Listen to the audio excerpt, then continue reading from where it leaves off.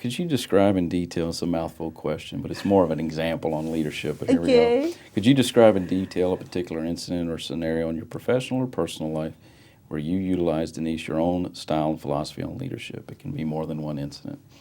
It's not necessarily a defining moment. It's maybe where you implemented your approach and style to leadership. All right, Kirt, no defining moments anymore. No, we're done. You know, you actually stole a little bit of my thunder in the intro on that, but it was the 100-day plan. I think that did speak to my leadership.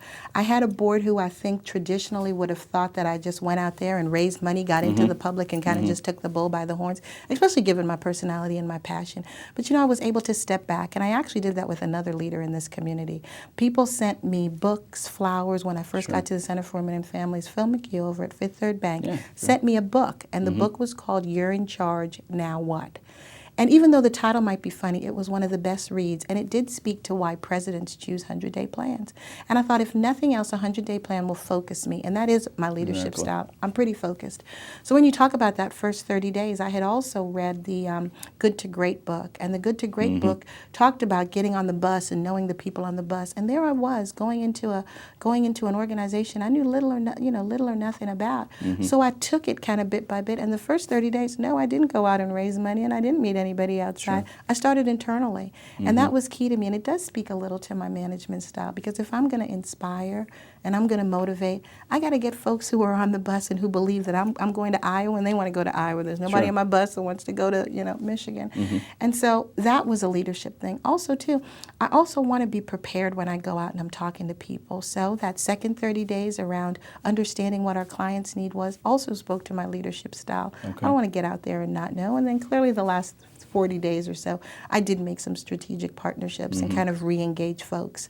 And I think that's what speaks to that style. On a scale of 1 to 10, with 10 being extremely effective, 1 being minimally effective, how effective was that 100-day plan at the end of it for you as a leader? For me, I think it was the best approach that I could have taken. I think the staff saw that I cared. Many of them said to me, there was a woman who had been with the center for 11 years who said to me, I've never talked to the president or CEO of the center for more than about 3 minutes in the hallway.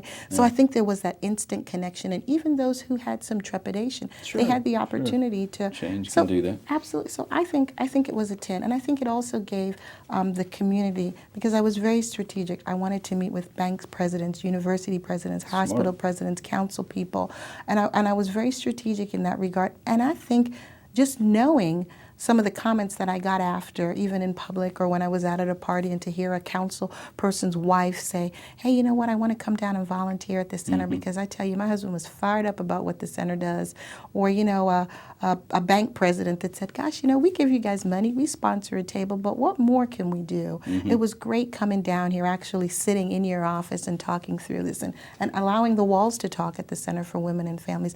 And thoughts were changed coming into the center. And there's been a lot of changes there that I'm really proud of. Good change.